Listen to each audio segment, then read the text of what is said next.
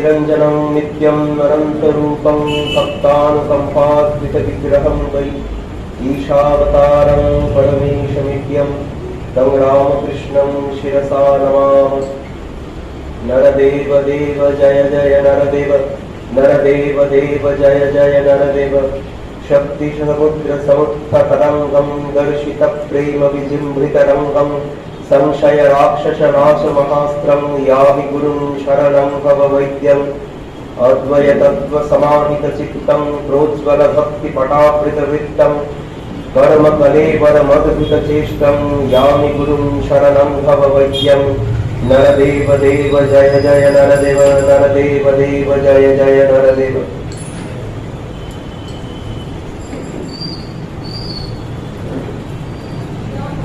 শ্রীরামকৃষ্ণের জীবন বাণী আমরা বহু মুখে শুনি, নানাজন নানাভাবে ব্যাখ্যা করেন, কিন্তু বলে শেষ করা যায় না। কিন্তু তবুও এত শুনেও তার সম্বন্ধে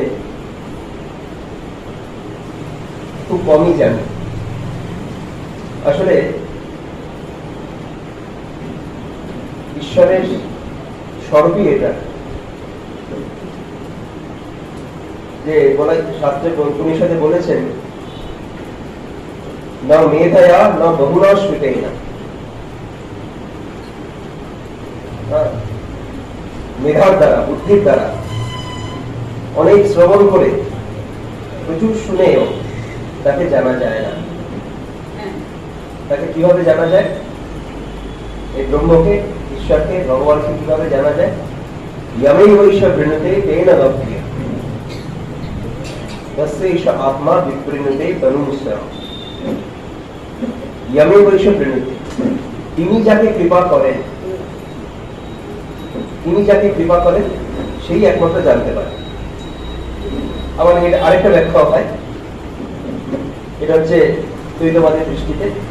অদ্বৈতবাদের দৃষ্টিতে হলো যারা ঈশ্বর বা ভগবান এসব মানেন না, শুধু ব্রহ্ম মানেন, তারা হচ্ছে আমি যদি একমাত্র ঈশ্বরকে বরণ করি, আর কিছুতে না, এই জগৎ সংসার আর যা কিছু দেখছি দৃশ্যমান জগৎ, তাকে যদি আর ভালো না বাসি, আমি যদি একমাত্র তাকেই একান্তিক প্রেম যদি থাকে ঈশ্বরের প্রতি, একান্তিক ভালোবাসা যদি থাকে, তাহলেই আমি ঈশ্বরকে লাভ করতে পারি। তখনই কৃপাটা হয়। ভক্ত বলবেন যে তখনই কৃপাটা হয় যদি একমাত্র একাঙ্গিক ভালোবাসা যদি তার প্রতি থাকে। সুতরাং শ্রীরামকৃষ্ণ সম্বন্ধেও আমরা নানাভাবে আলোচনা করলেও কিন্তু আমরা তাকে বুঝতে পারছি না, জানতে পারছি না। তাই জন্য স্বামীজি, যিনি শ্রীরামকৃষ্ণকে ঠিকভাবে চিনতে সাহায্য করেছেন, এবং বস্তুত অবতারের পার্শ্বদরা এই জন্যই পৃথিবীতে অবস্থান করেন দীর্ঘকাল। অবতারের শরীর ত্যাগের পরেও দীর্ঘকাল অবস্থান করেন তাকে চেনানোর জন্য, তার লীলা, তার বাণী প্রচারের জন্য। সেখানে স্বামীজি এক জায়গায় পরপর কতগুলো লেকচার আছে, সেখানে প্রথমে বলছেন যে গুরুর প্রয়োজনীয়তা। প্রথমে ধর্ম কি এ কথা বলেছেন, প্রত্যক্ষানুভূতি ধর্ম।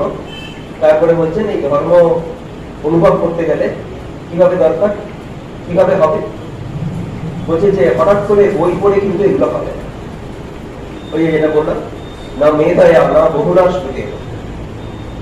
বই পড়ে একজন পণ্ডিত হতে পারে, একজন প্রবল বুদ্ধিমান হতে পারে। অনেকে আছে 500 পাতা বই পড়ে ধরবে দিনে, হ্যাঁ, কিন্তু এই পড়ে কিন্তু আধ্যাত্মিক উন্নতি হবে না, কর্মজীবন লাভ হবে না। তাহলে কিভাবে হতে পারে? আর বলছে যে, আর স্বামীজি আবার বলছেন একই জায়গায় যে সবাই একদিন এই অনুভূতির জগতে পৌঁছবে, ঈশ্বরকে অনুভব করতে পারবেন। আমরা যেমন এই দেহটা লাভ করেছি সেগুলো হচ্ছে পূর্বজন্মের কর্মের ফল। আবার পরবর্তী যে দেহগুলো লাভ করবো সেগুলো হচ্ছে এই জীবনের কর্মফল। আমরা যদি এখন ভালো কাজ করি তাহলে পরে আমাদের উন্নত দেহ লাভ করবো, উন্নত জীবন লাভ করবো। আর যদি খারাপ হয় তাহলে খারাপ জীবন লাভ হবে। তো কিন্তু এভাবে যদি চলতেই থাকে তাহলে কিন্তু এর অন্ত নেই, এর শেষ নেই। কিন্তু আবার জগতের নিয়ম অনুযায়ী, ধর্মের বা পৃথিবীর নিয়ম অনুযায়ী সবাই কিন্তু একদিন পূর্ণতা বা আধ্যাত্মিকতা লাভ করবে। তাহলে স্বামীজি বলছেন সেখানে যে তাহলে কি বাইরে থেকে কোনো সাহায্যের প্রয়োজন নেই? জগতের নিয়ম হলো যে সবাই পরিপূর্ণতা লাভ করবে, সবাই ঈশ্বর লাভ করবে। তাহলে কৃপা টিপার কোনো দরকারই নেই, একদিন তো লাভ হবেই। ঠাকুরও একদিন কথা মিলে আছে, সবাই একদিন মুক্ত হবে, কালে সবাই মুক্ত হবে। তাহলে তো চেষ্টার দরকার কি আছে? আমরা যা কিছু সাধনা ভজনা করছি, সাধন ভজন করছি, এত চেষ্টারই বা দরকার কি? সবাই তো একদিন মুক্ত হবে, সবাই ঈশ্বর লাভ করবে। কিন্তু এখানে স্বামীজি বলছেন যে একজনের সাহায্য দরকার। তাহলে এই অনন্ত জীবন, এই কর্মের ফল কতভাবে বিস্তৃত, সেগুলো চিন্তা ভাবনা করলে, একটু গভীরভাবে তলিয়ে দেখলে বোঝা যায় যে এর হাত থেকে কিন্তু মুক্তির কোনো উপায় নেই। একটা কর্ম যাচ্ছে, সেই কর্মফল ভোগ করতে আরেকটা কর্মফল এসে কাটার মতো। জ্ঞানের কাটা আর অজ্ঞানের কাটা কথা ঠাকুরের উদাহরণ আছে যে পায়ে একটা কাঁটা ফুটেছে, সেই কাঁটাটাকে সরাতে গিয়ে আরেকটা কাঁটার দরকার, ওই কাঁটা দিয়ে আরেকটা কাঁটাকে তুলে ফেললাম, কাঁটা দিয়ে কাঁটা তোলা, আরেকটা কাঁটাকে তুলে ফেললাম। কিন্তু তারপরে কি করতে হয়? ওই দ্বিতীয় কাঁটাটি কিন্তু রেখে দিতে নেই, রেখে দিলে কিন্তু ওটা আবার পায়ে ফুটবে। তখন কি করতে হয়? দুটো কাঁটাকেই ফেলে দিতে হয়, কাঁটার থেকে দূরে থাকতে হয়। তেমনি আমাদের এই কর্মফলগুলো কাঁটার মতো। বা আরেকটা উদাহরণ দিয়েছেন, যে মাও দিয়েছেন, শাস্ত্রেও আছে যে লোহার শেকল আর সোনার শেকল। কেউ যদি বলে আমি তোমাকে জেলে নিয়ে যাব, কিন্তু সোনার কারাগারে রাখবো, সোনার শেকল দিয়ে বাঁধবো তোমার, তাতে কোনো লাভ হলো, দুঃখ ভুলছিল না। সোনার শেকলটাও বন্ধন, লোহার শেকলটাও বন্ধন। তেমনি আমাদের ভালো কর্মের ফলগুলো হচ্ছে সোনার শেকলের মতো, জ্ঞানের কাটার মতো। ওগুলো কিন্তু আমাদের বদ্ধ করবে, আর অজ্ঞানের কারণে বদ্ধ করবে। সুতরাং দুটো থেকেই পারে যেতে হয়, দুটোই পারে যেতে হয়, দুটোকেই ফেলে দিতে হয়। তাই তার জন্যই স্বামীজি বলছেন যে যদিও একদিন সবাই ঈশ্বর লাভ করবেন, মুক্ত হবেন, কিন্তু আমাদের কিন্তু বাইরে থেকে সাহায্যটা খুব দরকার। এবং এই কৃপাটা, এই সাহায্যটা বই পড়ে হয় না, এটা আত্মার থেকেই আসে। আরেকটি আত্মা, এই একটা জীবাত্মা আরেকটা আত্মা থেকে, সেটাও জীবাত্মাই হবে, কিন্তু সেটা আরো উন্নততর। সেই আত্মার থেকেই আত্মা আসে, আত্মাই কৃপা করতে পারে আরেকটি আত্মা, এবং সেই আত্মাটিকে বলা হচ্ছে গুরু। এই জন্য গুরু কৃপার কথা বলা হয়েছে। আসলে এতগুলো স্বামীজি কথা বলছেন এই অবতারকে ব্যাখ্যা করার জন্য। আরো ব্যাখ্যা, বিস্তৃত ব্যাখ্যা আছে, এটা মন দিয়ে শুনলে খুব ভালো লাগে। যে গুরুর প্রয়োজনীয়তা কি? গুরুর প্রয়োজনীয়তা হচ্ছে ওইখানে যে শিষ্যকে কৃপা করতে পারে। গুরুর বৈশিষ্ট্য এখানে যে গুরু হচ্ছে শাস্ত্রের মর্মার্থ তিনি বুঝতে পারবেন। শুধু শাস্ত্রজ্ঞ হবেন না, শাস্ত্র বলে যাচ্ছেন, গর্ব করে মুখস্থ বলে যাচ্ছেন, তাহলে কিন্তু গুরু হতে পারবেন। আসলে স্বামীজি যে কথাগুলো বলছেন, তখনকার দিনে গুরু প্রথা খুব ছিল, এখনো কিছু কিছু জায়গায় আছে। কুলগুরু এরকম সব ছিল। স্বামীজি এই সম্বন্ধে নিন্দাও করেছেন এক জায়গায়, স্বাভাবিক, নিন্দা করারই কথা। বলছেন যে গুরু শুধু শাস্ত্র মুখস্থ বললে হবে না, শাস্ত্রের মর্মার্থ, শাস্ত্রের মর্মটাকে তিনি বুঝতে পেরেছেন এবং বুঝে নিজের জীবনে সেটা পালন করে একটা পর্যায়ে উন্নীত হয়েছে। তিনি নিজে অনুভূতির জগতে পৌঁছেছেন, তিনি হচ্ছেন গুরু। এবং এই ধরনের গুরুই আরেকজনকে কৃপা করার বা সাহায্য করার ক্ষমতা থাকে। একটা নৌকা যদি বড় নৌকা হয় তাহলে আর একটা ছোট নৌকাকে নদী পার করার ক্ষমতা রাখতে পারে। কিন্তু যেটা জেলে ডিঙি, ওই ঠাকুর যখন বিদ্যাসাগরের কাছে গেছিলেন যে আজকে সাগরে এসে পড়লাম, তুমি বড় জাহাজ আর আমরা সব জেলে ডিঙি। বিদ্যাসাগর হাসছেন তখন। যেটা জেলে ডিঙি, ছোট ছোট নৌকা, সেগুলোর আরেকটা নৌকাকে বহন করার ক্ষমতা থাকে না, নদী পার করার ক্ষমতা থাকে না। কিন্তু যেটা বড় নৌকা, বড় জাহাজ, সেগুলো দেখুন ছোট ছোট বোট গুলোকে সুন্দর পার করে নিয়ে যায়। তেমনি যে গুরু অনুভূতির সম্পন্ন, তিনি ঈশ্বরের অনুভূতি লাভ করেছেন, দর্শন করেছেন, শাস্ত্রের মর্মার্থ দর্শন করেছেন, শাস্ত্র দ্রষ্টা, তিনি কিন্তু আরেকজনকে আরেকটি আত্মাকে সাহায্য করতে পারেন। এইবার বলছেন যে এই যে গুরু অনেক থাকতে পারে, গুরুগুলো বলা হলো, শিষ্যের গুরুগুলো শুধু গুরু হলেই হবে না। একটা কথাই আছে, গুরু মিলে লাভ লাভ, চেনা না মিলে ঠিক। অনেক গুরু থাকতে পারে, গুরু, নিজেকেই নিজে গুরু বলছে, দেখবেন অনেকে স্বঘোষিত গুরু। এইরকম গুরু অনেক থাকতে পারে, কিন্তু গুরু থাকলেই হবে না, শিষ্যের কিছু কিছু লক্ষণ থাকা চাই। স্বামীজি বলছেন শিষ্যের কিরকম লক্ষণ থাকতে হবে?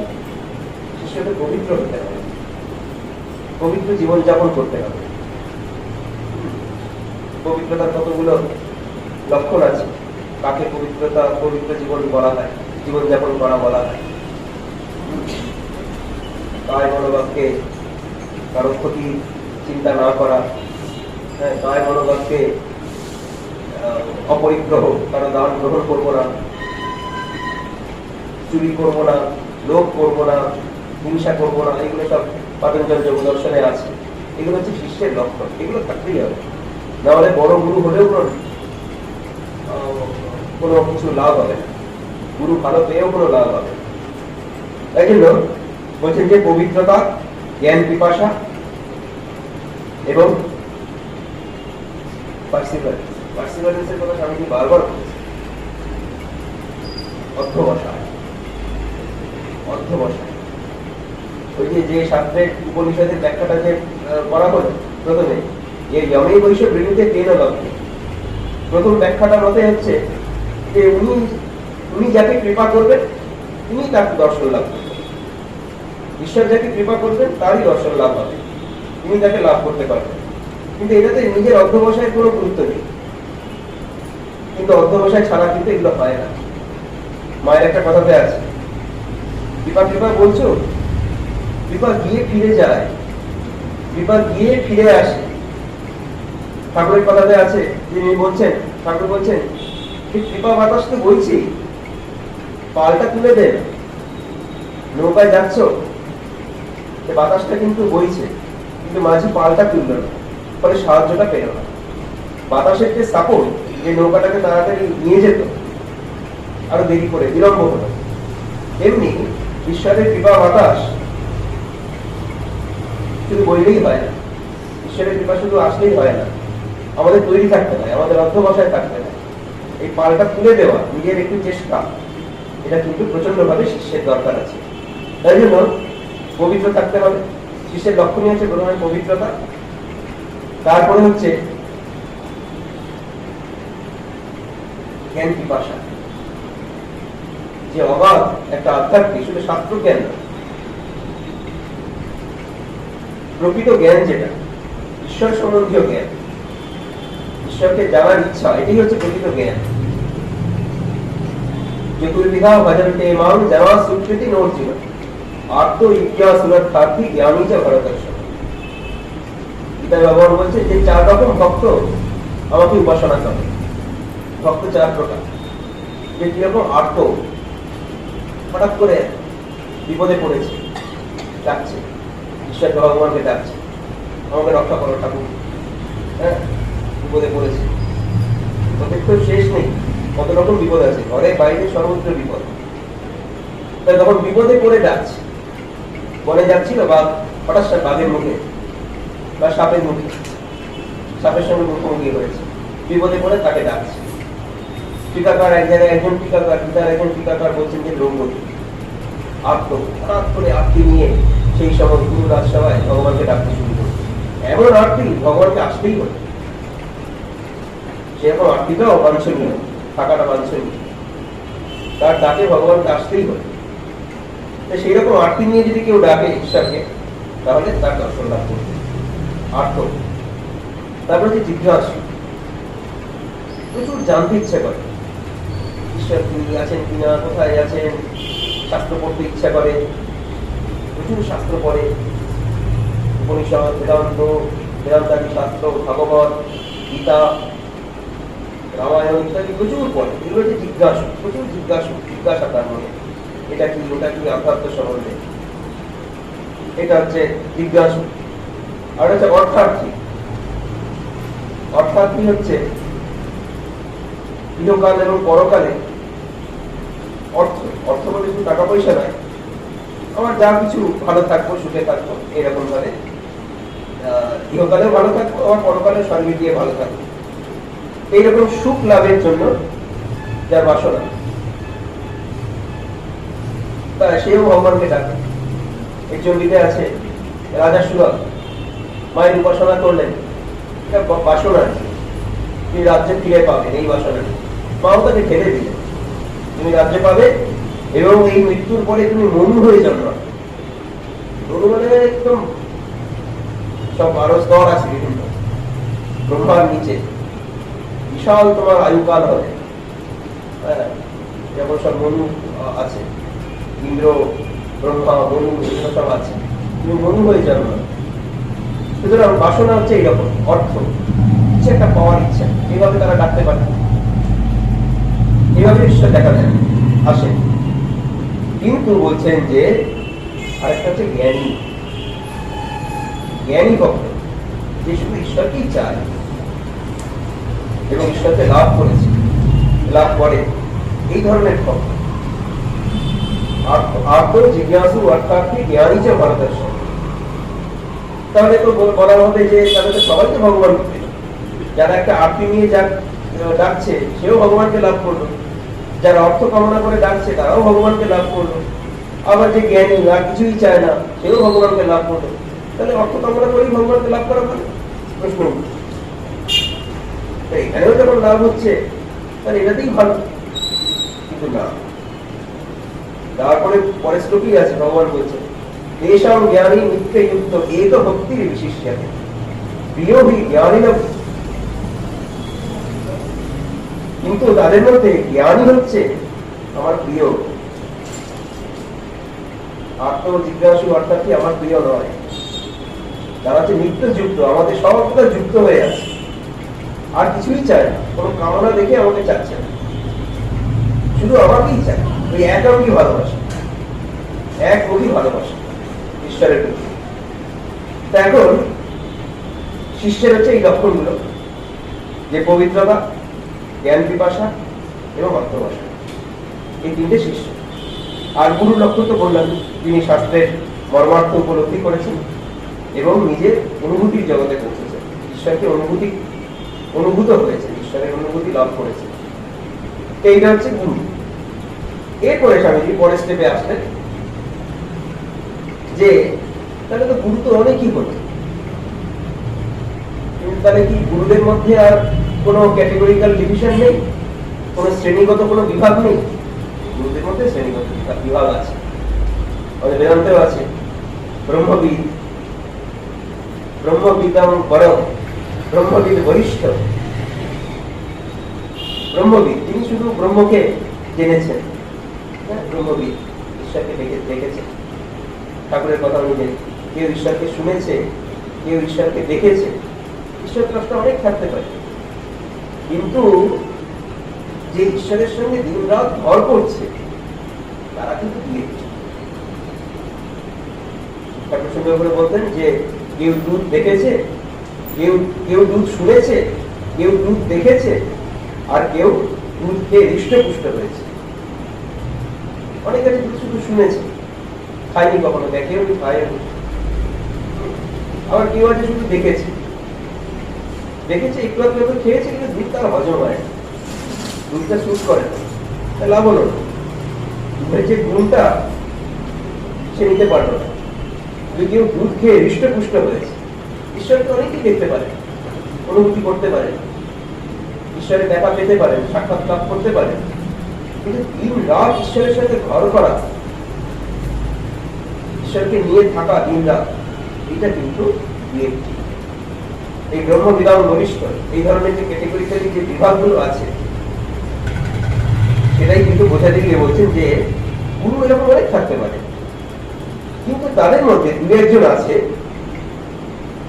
যিনি কি করেন, যে সাধারণ গুরু শ্রেণীর অপেক্ষা তারা অনেক উন্নত, এতে বলা হয় আচার্য।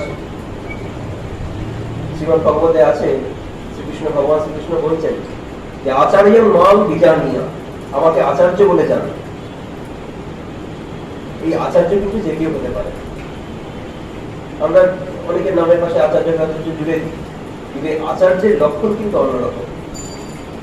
এই আচার্য দু একজন, শ্রীকৃষ্ণ ছিলেন আচার্য, কৃষ্ণ বন্দে জগৎ গুরু, এরাই হচ্ছে গুরু, এবং এদেরই বলা হয় অবতার। তাহলে দেখা গেল এই স্বামীজি অবতার এই কথাটাতে আসতে গিয়ে কত কিছু ব্যাখ্যা করলেন। এখানে কিন্তু শ্রীরামকৃষ্ণ সম্বন্ধে কোনো বোঝাচ্ছেন না, শুধু অবতার কথাটা বোঝাতে গিয়ে কত কিছু বললেন। প্রথমে আধ্যাত্মিক জীবন, তারপরে আধ্যাত্মিক জীবনের উন্নতি করতে আমরা কিভাবে সাহায্য পেতে পারি,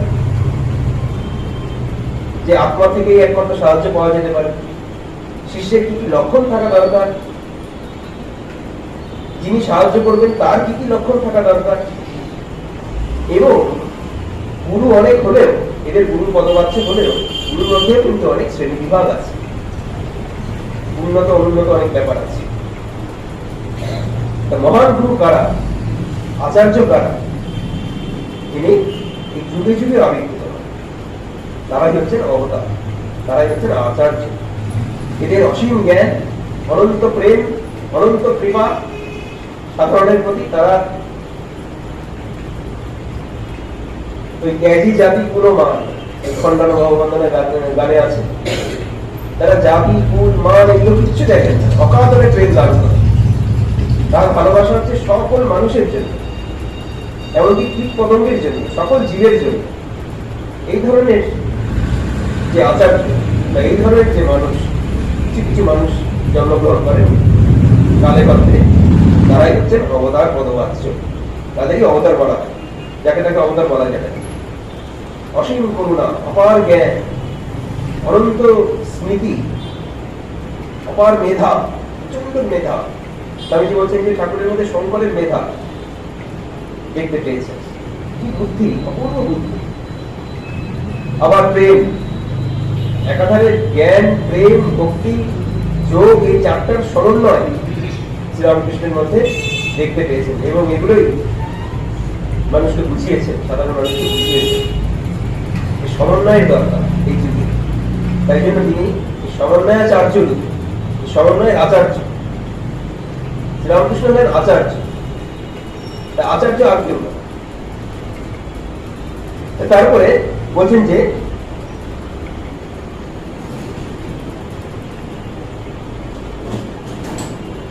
এই যে এই অবতার যে মানুষ হয়ে আসে, ঠাকুর বলছেন বারবার করে অবতারের উপাসনার কথা। স্বামী যখন এই এলাকাতে বললেন যে অবতারের উপাসনা করবো কেন, বলছে দেখো আমরা মানুষ তো, একটা মহিষকে যদি বলা যায় তুমি একটা উপাসনা করো, ভগবানের উপাসনা করো, সে তখন তার মনের প্রকৃতি এবং প্রবৃত্তি অনুযায়ী সে ভগবানকে একটা বড় মহিষ রূপে কল্পনা করে, বড় একটা মহিষ। একটা যদি মাছকে বলা হয় তুমি ভগবানের উপাসনা করো, কারণ তার মনের প্রকৃতি অনুযায়ী সে ও ছাড়া আর কিছু ভাবতে পারে না, ওটা ছাড়া আর, মাছ ছাড়া আর কিছু ভাবতেই পারে না। সে মনে করবে একটা বিরাট মাছ উপাসনা করছে, মৎস্যাবতার, হ্যাঁ, বিরাট একটা মাছের সঙ্গে মাছকে সে ঈশ্বর বলে মনে করবে। তেমনি আমরা যেহেতু মানুষ, তেমনি আমাদের মনের রুচি এবং প্রকৃতি অনুযায়ী আমরা ঈশ্বরকে একটা মানুষ রূপে উপাসনা করতে আমরা বাধ্য। এছাড়া যদি অন্য কিছু ভাবে ঈশ্বরের উপাসনা করতে যাই, স্বামীজি বলছেন একটা কিম্ভূত কিমাকার একটা গঠন করব, আমরা ভাবতেই পারবো না ঈশ্বর।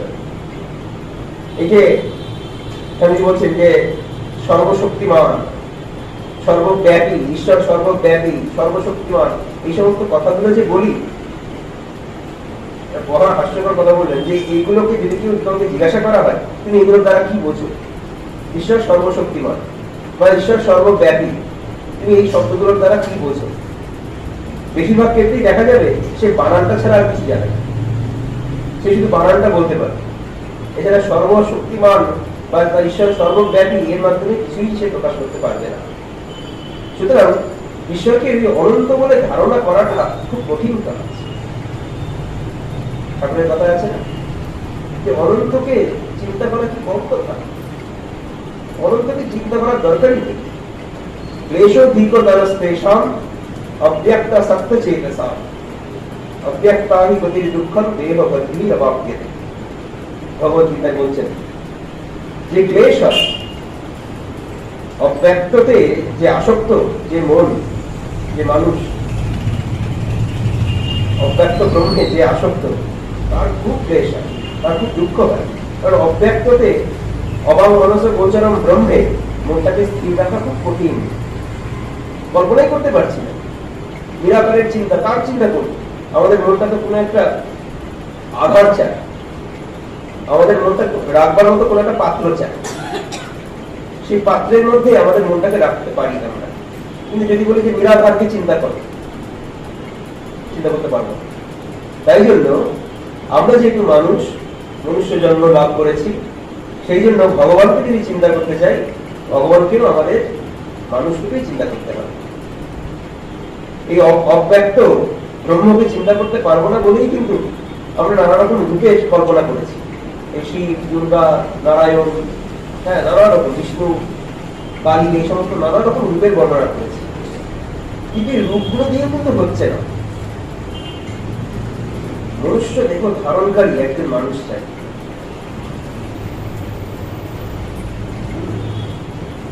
তাকে বলা হবে অবতার। বলছেন যে পরিত্রাণায় সাধুনাম বিনাশায় চতুষ্কৃতম কর্ম সংস্থাপনার্থম। পরিত্রাণায় সাধুনাম, এই কথাগুলো কিন্তু গভীর বিচার করার দরকার আছে, করিয়ে ভাবার দরকার আছে। শুধু 4-5টা অসুরকে মেরে চলে গেলেন, সাধুগণের পরিত্রাণ হয়ে গেল, তা কিন্তু নয়। পরিত্রাণায় সাধুনাম কিন্তু আগে, তার জন্যই ভগবান মানুষ হয়ে আসে, অন্য কোনো কারণে। বিনাশায় চতুষ্কৃতম ওগুলো পরে, প্রাইমারি কিন্তু পরিত্রাণায় সাধু, মানে যে সাধু ভক্ত, ভক্ত মানুষ ঈশ্বরের ভজনা করে তারাই সাধু। যারা ঈশ্বরের ভজনা করে, যারা ভক্ত, তারাই সাধু। এখানে সাধু বলতে এটাই বোঝানো হয়েছে। তো বলছেন যে এটাই কিন্তু প্রাইমারি, যে যারা ভক্তের পরিত্রাণের জন্য তিনি অবতরণ করেন, তিনি অবতরণ করেন, তিনি অবতার। অবতরণ থেকে অবতার কথাটা এসেছে। কেন অবতীর্ণ হন, কেন অবতরণ করেন, ওপর থেকে নিচে নেমে আসেন কেন? যে ভক্তের পরিত্রাণের জন্য প্রথম, তারপরে অন্যগুলো কিন্তু সেকেন্ডারি। ভাগবতেও আছে, শ্রীকৃষ্ণ বলছেন কেন ভগবানের মনুষ্য দেহ ধারণের কারণটা কি?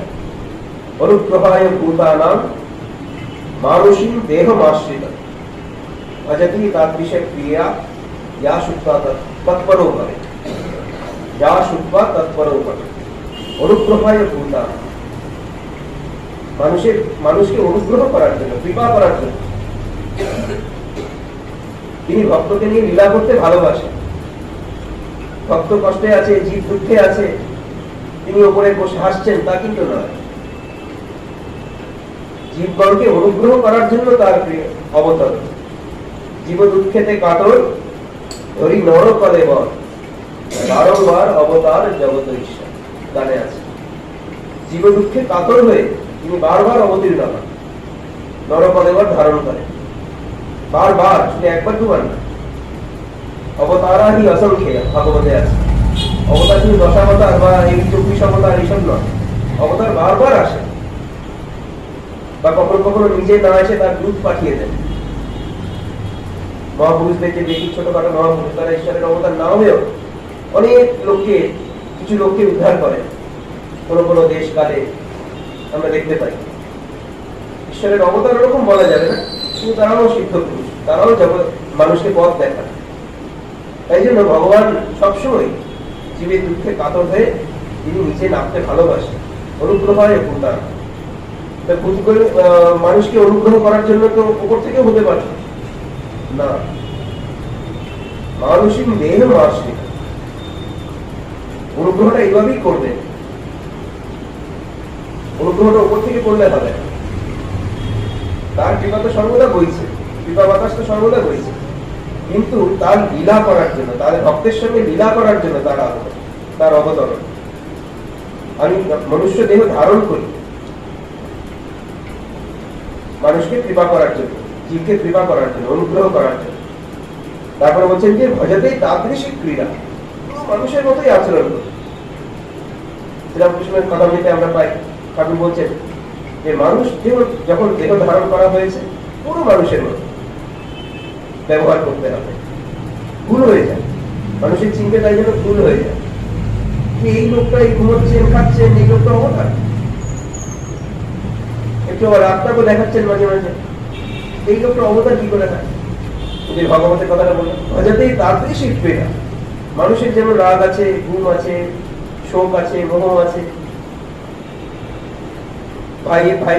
ভাইয়ের ছেলে যখন মারা গেছেন, রামকুমারের ছেলে অক্ষয়, খুব সুলক্ষণ যুক্ত ছেলে ছিল, অল্প বয়সে মারা গেল। ঠাকুর একেবারে খুব কাঁদছে। পরে বলছেন যে আমার যদি এই অবস্থা হয় তাহলে সংসারী লোকদের কি অবস্থা বলে? আমি এত কিছু করলাম, আমারই যদি আত্মীয়ের মৃত্যুতে যদি শোকে যদি এইরকম অবস্থা হয় তাহলে সংসারী লোকের কি অবস্থা আমি তখন বুঝতে পারি। তা বলছেন যে এইগুলো কিন্তু অবতার মানেই যে একেবারে সমস্ত কিছু অন্যরকম হবে তা কিন্তু না। যাতে তাদৃশী ক্রিয়া, তাদের মতোই মানুষের মতোই আচরণ করতে হবে, তাহলে তো মানুষের সঙ্গে মিশতে পারবেন না, মানুষ আপনার বলে ভাববেন না। তিনি যদি একটা মেঘের মধ্যে থাকতেন, আকাশে থাকতেন, কখনই আমরা তাকে ওই পিতা, গুরু, বন্ধু, তমেইব মাতা আছে, পিতা তমেইব, তমেইব বন্ধুশ্চ সখা তমেইব, এগুলো বলে ভাবতে পারতাম, সখা বলে ভাবতে পারতাম, পিতা বলে ভাবতে পারতাম না। ওই অর্জুনের একবার হয়েছিল বিশ্বরূপ দর্শনের সময়, সখেতি মত্বা প্রসভম যদুক্তম হে কৃষ্ণ হে যাদব হে সখেতি অজানতা মহিমাদং তবেদং ময়া প্রমাদ প্রণয়ন বাপি। সখেতি মত্বা প্রসভম যদুক্তম, ভুল করে চিত্তের বিভ্রম বশত তোমাকে সখা জ্ঞান করে কৃষ্ণ যাদব এসব বলেছিল, আর এখন দেখছি তুমি ওইসব নও। অজানতা মহিমা, আমি না জেনে তোমাকে এসব বলতাম, অজান তোমার মহিমা না জেনে তোমাকে এসব বলতাম। মায়া প্রমাদাত প্রণয়ন বাপি, কিন্তু ভালোবাসার পাত্র বটে, কিন্তু তুমি তো এর থেকে আরো বড়। তারপরে বলছেন যে কিন্তু তিনি আবার কিন্তু বিশ্বরূপটাকে যখন আবার সংবরণ করছেন, আবার অর্জুনের মন আবার খুলে যাচ্ছে।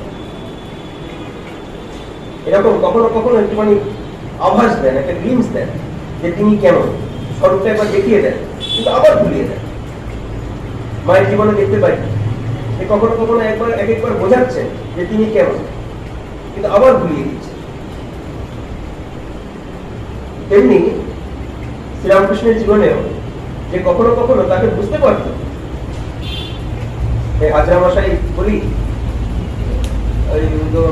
ঠাকুরের কামারপুকুরের গ্রামের লোক হাজরা মশাই দক্ষিণেশ্বরে, ঠাকুর বলছেন হাজরা কি জানে না? সব জানে, অরদারিও জানে, সবই জানে, কিন্তু ভুল বশত হৃদয়ে জানে, সবই জানে, কিন্তু কত দুঃখ দিয়েছেন ঠাকুরকে হৃদয়ে, বা লোকেরা তাকে চিনতে পারেনি। কত লোক যেত দক্ষিণেশ্বর, তাকে চিনতে পারত। এইরকম বলছেন যে এগুলো ঈশ্বর ভগবান ইচ্ছে করেই এরকম একটা সাধারণ বেশে আসে। তিনি বলছেন যে অচিন গাছ দেখেছে, এক ধরনের গাছ আছে, তাকে কেউ চিনতে পারে না। আবার কখনো বলছেন যে বাউলের দল এলো, খেলাধুলা করলো, সবার সঙ্গে কথাবার্তা বললো, চলে গেল মুক্তভাবে, কাউকে না জানিয়ে। কিন্তু যখন চলে গেল তারপরে বুঝলো যে আরে কি এসেছে, পরে মানুষ বুঝতে পারলো। তেমনি যতদিন তিনি এখানে ছিলেন, পৃথিবীতে ছিলেন, তাকে কেউ বুঝতে পারেনি। তিনি যখন লীলা দেহটা সংবরণ করলেন, স্বামীজি বলছেন যে 10 বছরের মধ্যে তিনি পাশ্চাত্যে ঈশ্বর রূপে পূজিত হচ্ছে। এটি তার লীলা। তার দেহত্যাগে 10 বছরের মধ্যে তিনি বিদেশে ভগবান জ্ঞানে পূজিত হচ্ছে। এটি হচ্ছে রামকৃষ্ণ অবতারের মহান লীলা। তারপরে বলছেন যে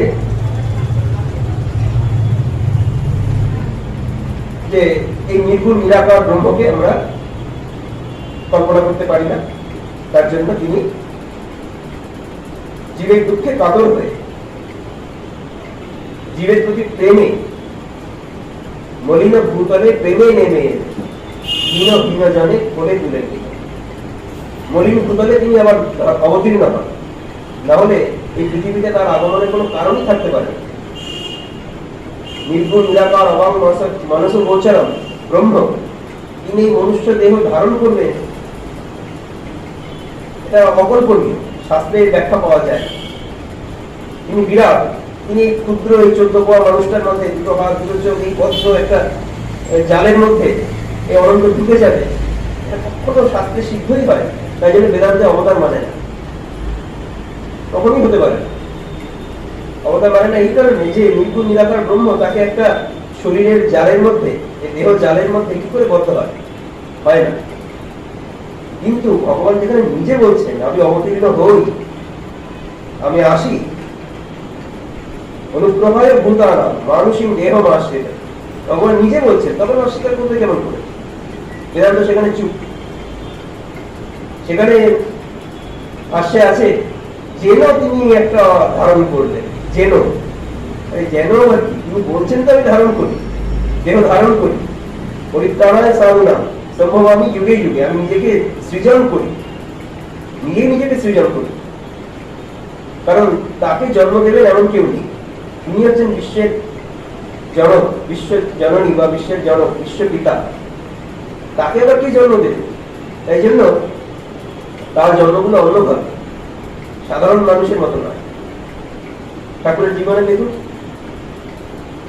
গয়াতে স্বপ্ন দেখলেন আমি তোমার ঘরে আসছি, ক্ষুদিরাম স্বপ্ন দেখলেন, অদ্ভুত সব, আমি তোমার ঘরে আসছি, মানুষের মতন কিন্তু নয়। চন্দ্রমণি যুগীদের শিব মন্দিরে দাঁড়িয়ে আছেন, হঠাৎ করে দেখলেন একটা জ্যোতি তার উদরে প্রবেশ করে। তিনি বুঝতে পারলেন যে একটা কেউ যেন ঢুকে গেল। এইভাবেই তার কিন্তু জন্ম, সাধারণ মানুষের মতো। তেমনি সব অবতারের জীবনে একই জিনিস দেখা যায়। তাই জন্য বলছেন যে নিজেই নিজেকে সৃজন করি, সম্ভব আমি যুগে যুগে। তারপরে বলছেন যে জন্মকর্ম চমে দিব্যম এবং ইয়ো ব্যক্তি তৎপতঃ ত্যক্ত্বা দেহং পুনর্জন্ম নৈতি মামেতি সোচ্যতে। আমার জন্ম এবং আমার কর্ম সবই অলৌকিক, সবই দিব্য। জন্মটাও অলৌকিক, কর্মগুলো অলৌকিক। দেখতে সাধারণ, কিন্তু তার অলৌকিক কর্ম। এইসব কর্ম সাধারণ মানুষের দ্বারা হতে পারে না। ঠাকুরের লীলাতে আমরা কত কিছু, শ্রীরামকৃষ্ণের লীলাতে কত কিছু দেখতে পাই, অলৌকিক সমস্ত কার্য। কিন্তু আমরা অলৌকিকত্বগুলোকে দূরে সরিয়ে রাখি, যে নিজের মতো করে নালে পাচ্ছি না। যারা সাধন ভজনে এগোতে চাই আমরা, যারা ঠাকুরকে নিজের মতো করে উপলব্ধি করতে চাই, তারা কিন্তু ওই অলৌকিকত্বগুলোকে দূরে সরিয়ে রাখে। এই অর্জুনের এক অবস্থা হলো যে এত কিছু দেখার পরে, এই জ্যোতি দেখার পরে তিনি হাত করে প্রার্থনা করলেন, অদৃষ্ট পূর্বং ঋষিকমস্মি দৃষ্ট্বা ভয়েন চ প্রব্যথিতং মনোমে, আমার হৃদয়ে ভয় সঞ্চার হচ্ছে। তারপরে বললেন তেনৈব রূপেণ চতুর্ভুজেন সহস্রবাহ ভব বিশ্বমধ্যে, তুমি সেই আবার চতুর্ভুজ মূর্তিতে আমাকে দেখা দাও। এই 1000টা হাত তোমার সংবরণ করো, এই সহস্রবাহু সংবরণ করো, আমার চতুর্ভুজ মূর্তিতে আমার দেখা। তাই জন্য অবতারের জীবনে আমরা অলৌকিক ঘটনা, সমস্ত কিছুতে অলৌকিকত্ব আমরা দেখতে পাই। কিন্তু সেগুলোকে আমরা দূরে সরিয়ে রাখতে ভালোবাসি, শুধু ভালোবাসার জন্য ভালোবাসি। ওই সমস্ত কি বলবো, ঐশ্বর্য দেখে তাকে ভালোবাসা না, ঐশ্বর্য দেখে না। এগুলো হচ্ছে অবতারের ঈশ্বরের ঐশ্বর্য। এই যে অলৌকিকত্ব, কোন একটা মিরাকেল করে দেওয়া, রোগীকে সারিয়ে দেওয়া, হ্যাঁ, বোবাকে কথা বলিয়ে দেওয়া, সব অবতারে এগুলো আছে। কিন্তু শ্রীরামকৃষ্ণের অবতারে এগুলো নেই, বেশি নেই। ঐশ্বর্য থাকতেই হবে, নাহলে আপনি লুকিয়ে রাখতে পারবেন কেমন? নিজের ঐশ্বর্যটাকে লুকিয়ে রাখবেন কেমন? তাই জন্য মাঝে মাঝে প্রকাশিত হয়ে যেত, কিন্তু খুব লুকিয়ে রাখতেন। এবার মাধুর্য ঘনমূরতি জিত কামিনী কাঞ্চন, ঐশ্বর্য বিহীন লীলা জিত কামিনী কাঞ্চন গানে আছে। এবার মাধুর্য ঘনমূরতি, শুধু মাধুর্য, শুধু প্রেম, শুধু ভক্তি, শুধু জ্ঞান, আর কিছু নয়। এই হচ্ছে ঈশ্বরের মাধুর্য।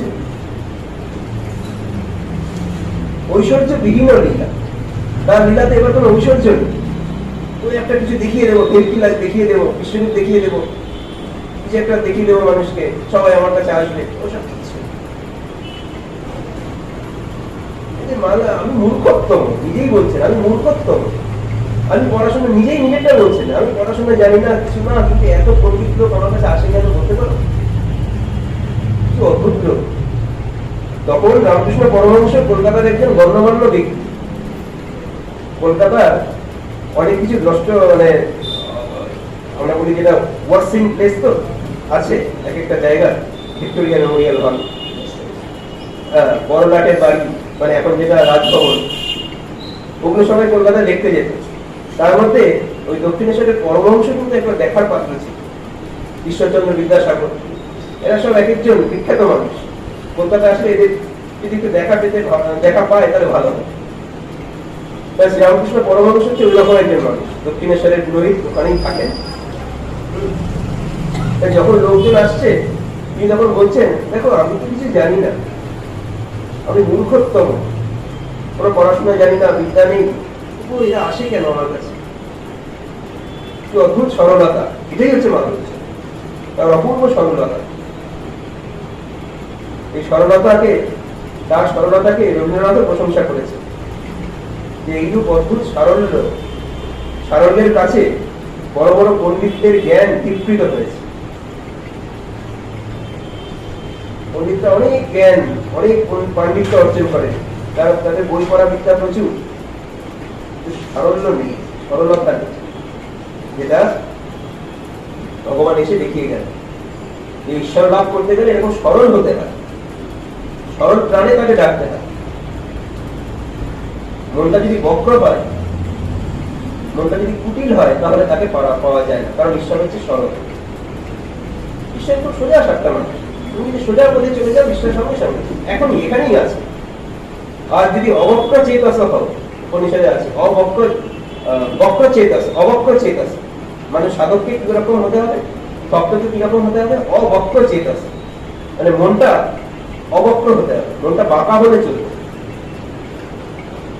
তাহলে কিন্তু ঈশ্বরকে পাওয়া যাবে।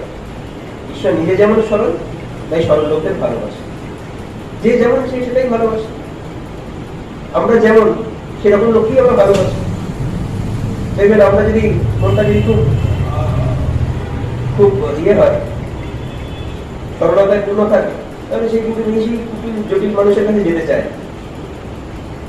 যেমন ঠাকুর বলতেন যে ভক্তের হচ্ছে গাঁজাখোরের স্বভাব, আরেকজন ভক্তকে দেখলে খুব আনন্দ পায়। তেমনি যে ঈশ্বরে বিশ্বাসী নয়, অবিশ্বাসী, সেরকম লোকের কাছে কিন্তু ভক্ত যেতে চায়। মানুষের নেচার যে সেম মেন্টালিটির একটা মানুষের কাছে যেতে চায়। ঈশ্বরের ক্ষেত্রে একই রকম, ঈশ্বর সরল ব্যক্তিকে ভালোবাসে, কারণ তিনি নিজেও সরল। তা বলছেন যে তিনি দেখালেন যে এইরকম সরলতা, এটা একটা দেখিয়ে গেলেন, এটাই তার মানুষ। ঐশ্বর্য বলতে তার কিছু নেই, তাকে ঐশ্বর্য দেবে এরকম কয়েকবার কথা হয়েছে। মথুরবাবু বলেন যে আমার জমিদারির একটা অংশ তোমাকে লিখিয়ে দিচ্ছি বাবা, তোমার নামে। মথুরকে তাড়া করেছিল, মথুরবাবু এত বড় জমিদার, তাকে তাড়া করেছে যে আমার নামে জমি লিখবি। তারপরে কামারপুকুরে ক্ষুদিরাম চট্টোপাধ্যায়ের কিছু জমি টমি ছিল, তা 3 ভাইয়ের নামে ভাগ হচ্ছে,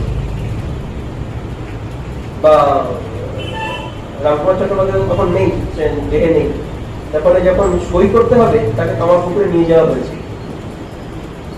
তারপরে কামারপুকুরে নিয়ে গিয়ে বলতে যে তুমি এখানে সই করো, গদাধর চট্টোপাধ্যায় লিখতে হবে, তাহলে এই জমিটা তোমার হয়ে গেছে। কলম কলম নিয়ে বললেন যে নামটাই ভুলে গেছি, সই করতে পারছি না। বলছে কার জমি, কার সই করবো? আমার বলে তো আমার মনেই ফিলিংই হচ্ছে না। একটা জিনিসকে যদি আমি পজেশন থাকে, আমার এটা আমার জিনিস, তখনই তো আমি এটার জন্য আমি সইটা করতে পারি, উইল করতে পারি, এটা আমার জিনিস, এটা আমি নিলাম বা আরেকজনকে দিলাম। কিন্তু আমার নিজের বলে কোনো বোধই নেই, আমি কেন সই করতে যাবো? ওটা আমার জিনিসই নয়, আমি কেন সই করতে যাবো? সই করতে পারলেন। বলেন যে গুরু, কর্তা, বাবা, এই তিনটে কথাই আমার গায়ে কাঁটা দেয়। এইগুলো, এই যে ঈশ্বরের যে এই সমস্ত স্বরূপগুলো, এই যে মাধুর্যগুলো, ঐশ্বর্য বিহীনতা, এগুলো বোঝানোর জন্য এই কথাগুলো বলা। যে গুরু, কর্তা, বাবা, তিনি গুরু হতে চান, তিনি মহাগুরু। স্বামীজির কথা অনুযায়ী তিনি অবতার, গুরু গুরু। কিন্তু তার কি হতো? গুরু বললেই তার গায়ে কাঁটা দিত। আমি আমার গুরু, ঈশ্বরই গুরু, সচ্চিদানন্দ গুরু, বারবার বলেছেন সচ্চিদানন্দই গুরু। আমাকে কেন গুরু বলতে চান? তিনি গুরু হয়ে বসে আছে, কিন্তু তার ওই বোধটাই নেই তিনি যে গুরু। এইরকম সরলতা, এইরকম নিরভিমানিতা। গুরু, কর্তা, কর্তা, আমি আবার কর্তা কি? আমি অকর্তা, ঈশ্বরই কর্তা। ঈশ্বর ইঞ্জিনিয়ার, আমি হচ্ছি ইঞ্জিন। ঈশ্বর যেমন চালান, মা যেমন চালান, তেমনি আমি চলি, যেমন বলান তেমনি বলি। এইরকম নিরভিমানিতা তিনি দৃষ্টান্ত স্থাপন করলেন তত্ত্বের জন্য, কেমন জীবনযাপন করতে হবে এই যুগে। ঈশ্বরই সব, আমার বলে কিছু নেই, সুতরাং আমি কর্তা নই। মুক্ত, কাকে মুক্ত বলা হবে? পরিষ্কার বলে দিলেন, মুক্ত মানে আমরা অনেক কিছু আমরা ধারণা করি। মুক্ত মানে এত নির্বাণ মুক্তি হবে, এটা হবে, সেটা হবে, ঈশ্বরের সঙ্গে লীন হয়ে যাবে, তা নয়। বলছেন যে জনক রাজার কথা বলছেন, দেহটা আছে কিন্তু নিজের কাজ বলে মনেই করছেন না, কাজ করে যাচ্ছেন কিন্তু নিজের বলে কিছু মনে করছেন। এই দেহ থেকেও অদেহস্থ ভাব, দেহটা আছে কিন্তু যা কাজকর্মগুলো করছেন, যা যা করছেন সকাল থেকে রাত পর্যন্ত নিজের মনে করে করছেন, এটাই হচ্ছে মুক্তি। তাহলে তুমি জীবন মুক্ত, ঠাকুর বলছেন। তোমার যদি সেই বোধ থাকে যে তুমি নিজে কিছু করছো না, তুমি কারোর জন্য কাজ করছো, ঈশ্বরের জন্য কাজ করছো, তাহলে তুমি জীবন মুক্ত। কারণ তোমার এই বোধটা হয়েছে ঈশ্বরই কর্তা, তিনি যেমন চালাচ্ছেন তেমনই তুমি চলছো, এটাই হচ্ছে মুক্ত অবস্থা। কর্তাও না, গুরু কথায় তার গায়ে কাটা দিত, কর্তার কথায় তার গায়ে কাটা দিত, আর বাবা আমি এখন কি বাবা হোক। বিজয় বলেছিল এই সাধনার সময় নিজের অভিমান, নিজের মান, জাত্যাভিমান, তিনি ব্রাহ্মণ বংশে তো, চট্টোপাধ্যায় বংশে জাত, হ্যাঁ, বিরাম চট্টোপাধ্যায় নিষ্ঠাবান তেজস্বী ব্রাহ্মণ ছিলেন। তিনি যখন ওই হালদার পুকুর থেকে স্নান করে যখন ঘরের দিকে যেতেন, সবাই রাস্তায় দুপাশে দাঁড়াতো, ওই উনি আসছেন। এইরকম নিষ্ঠাবান ব্রাহ্মণ ছিলেন বিরাম চট্টোপাধ্যায়, সবাই ভক্তি শ্রদ্ধা করতেন। তার পুত্র তিনি, তার সব ব্রাহ্মণ বংশে জাত। সেই যাত্রাভিমানটা দূর করার জন্য তিনি ওই দক্ষিণেশ্বরে যে কাঙালিরা, দরিদ্ররা যখন খাওয়া দাওয়া হয়ে গেছে, এটো পাতাগুলো যেখানে ফেলা হয়েছে সেখান থেকে নিয়ে উচ্ছিষ্ট গ্রহণ করছে, সেখানে বসে রসিক মেথরের বাড়িতে গিয়ে তার টয়লেট পরিষ্কার করছে। সাধারণ অবস্থায় বড় বড় চুল হয়ে গেছে, সেই চুল দিয়ে তার বাথরুম পরিষ্কার করছে, তার নিজের যাত্রাভিমানটা দূর করার জন্য। বলছেন যে যখন হৃদয় বলল যে তুমি এই এটো খাচ্ছ কাঙালিদের, তোমার তো ছেলে পুলে কেউ বিয়ে হবে না, তোমার ছেলে মেয়ের বিয়ে হবে না। তখন হৃদয়কে তাড়া করেছিলেন, আমি আমার বাবা হবো, আমি মায়ের ছিল বালক, মা আমাকে যেখানে রাখেন সেখানে থাকি, আমি মায়ের প্রিয় সন্তান, আমার মনে সত্যি। তাই জন্য বললেন যে গুরু কর্তা বাবা, এই তিনটে কথা আমার গায়ে কাটা দেয়। এই সমস্ত মাধুর্যগুলো, এই মাধুর্যই তার কাছে ঐশ্বর্য, এগুলোই তার ঐশ্বর্য, এই অলৌকিকত্ব তার ঐশ্বর্য নয়। তিনি বলতেন যে যে আমার চিন্তা করে সে আমার ঐশ্বর্য পায়। তিনি তার ঐশ্বর্য দেওয়ার জন্য বসে আছেন।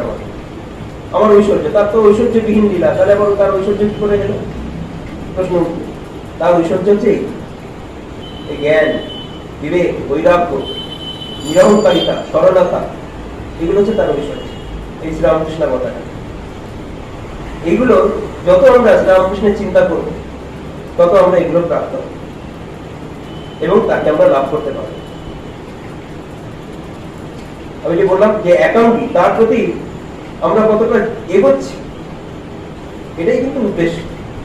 শ্রীরামকৃষ্ণের উপাসনা করবো কেন? ওই একাঙ্গী ভালোবাসার জন্য।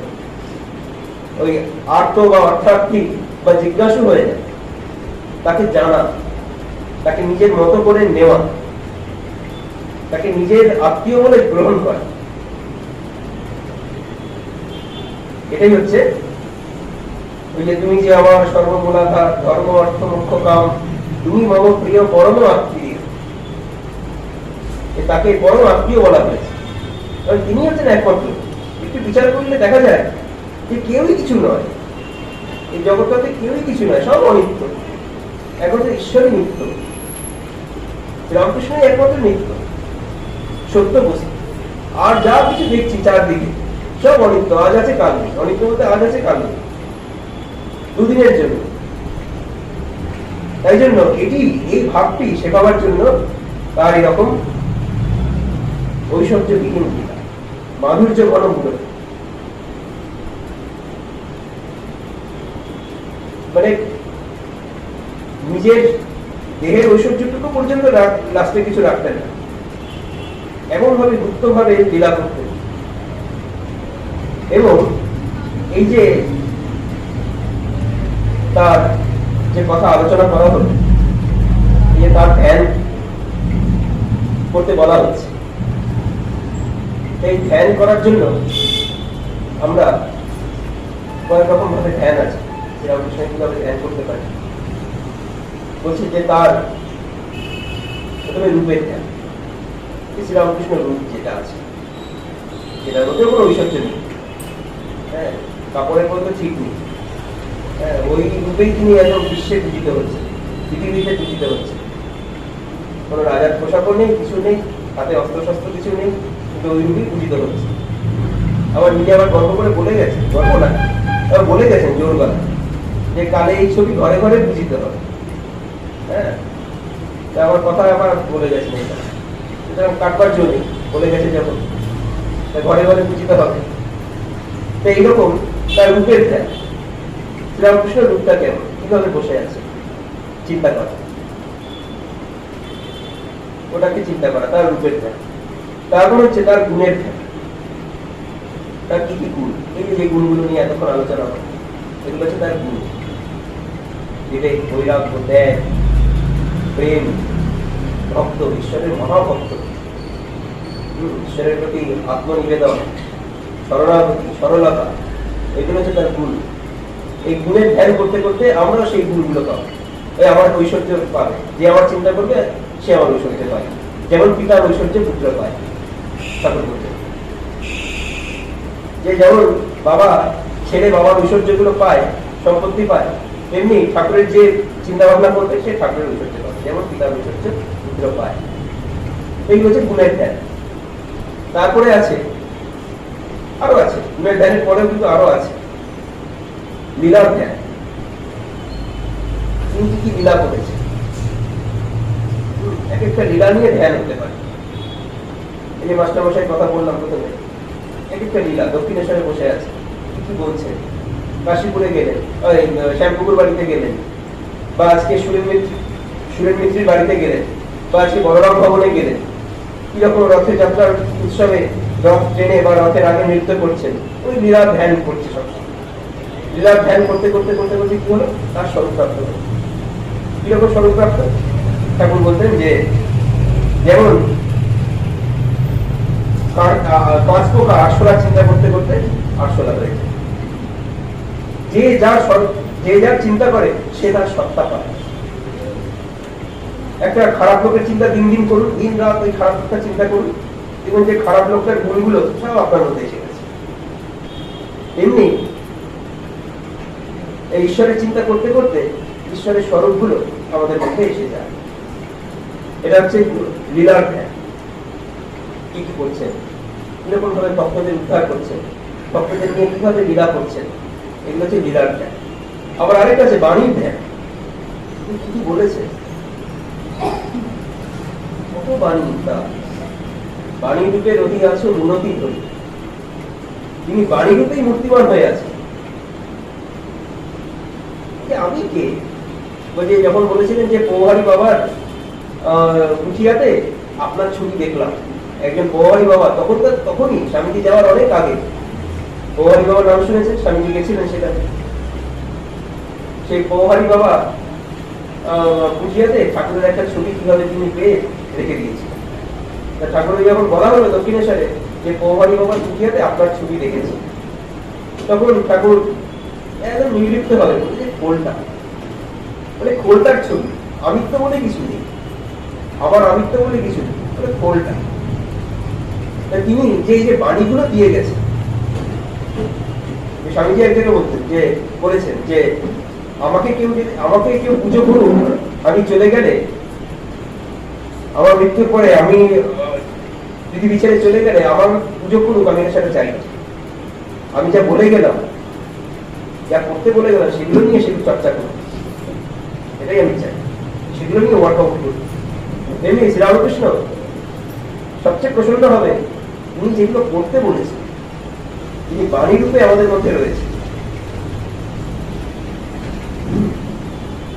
এইটা তার বাণীর ধ্যান, তার বাণীরও ধ্যান। আর আছে সবচেয়ে শেষ পর্যায়ের ধ্যান, সেটা হচ্ছে তার স্বরূপের ধ্যান। সেটা খুবই কঠিন। শ্রীরামকৃষ্ণের স্বরূপের মধ্যে রাজিকম নির্বিকল্পম সদসদখিল বেদাতীত একস্বরূপম ধ্যান মন্ত্রে আছে না, প্রকৃতি বিকৃতি শূন্যম নিত্যম আনন্দ মূর্তিম।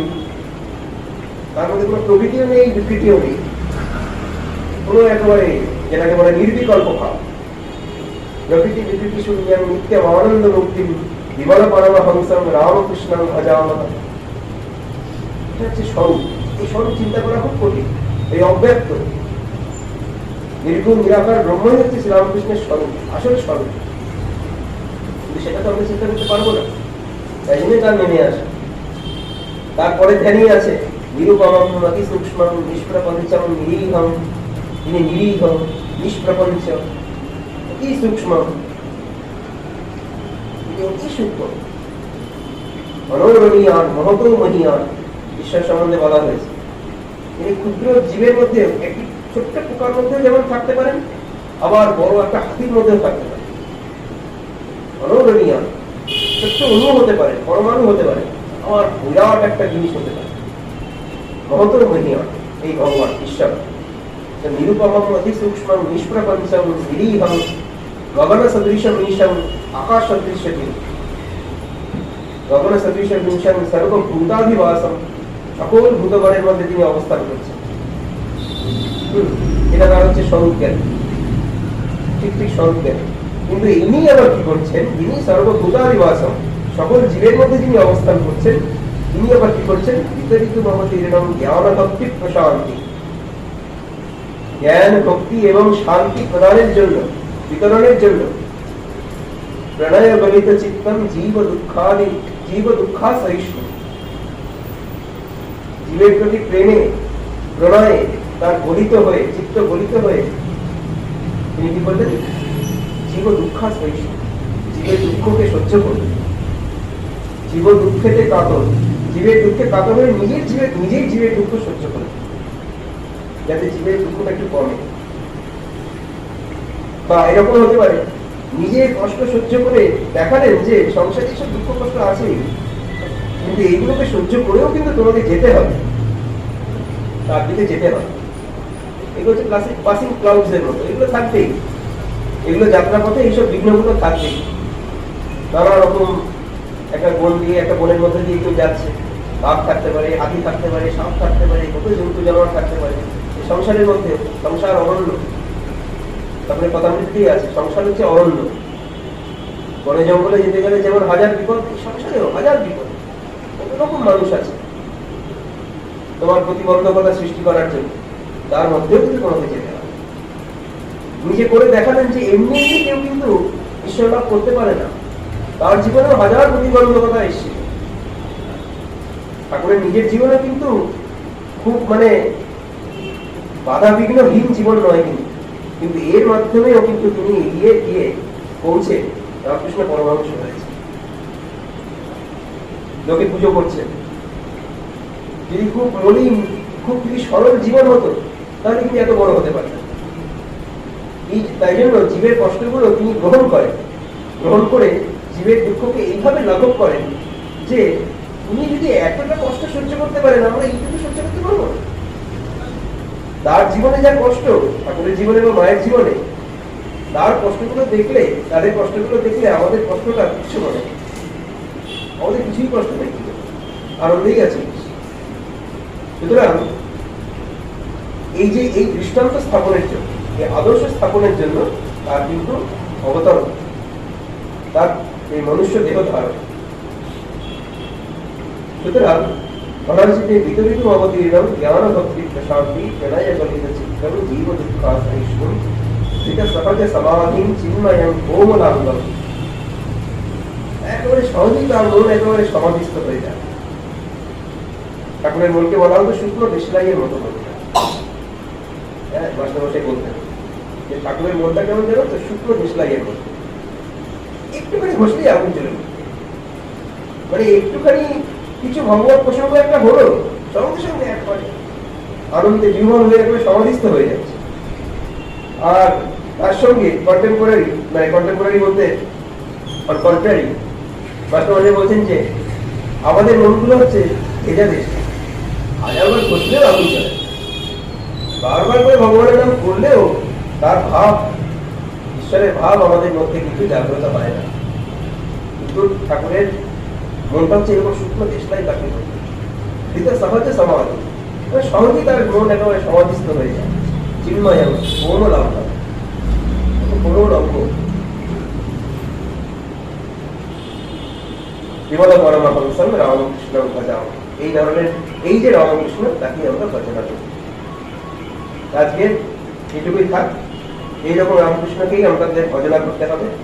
তার গুণ, তার লীলা, তার বাণী, তার রূপ, তার স্বরূপের ধ্যান করতে হবে, তাহলেই আমরা তার সান্নিধ্য লাভ করতে পারি। ওম শান্তি শান্তি শান্তি। হরি ওম তৎসৎ। রামকৃষ্ণায় নমঃ।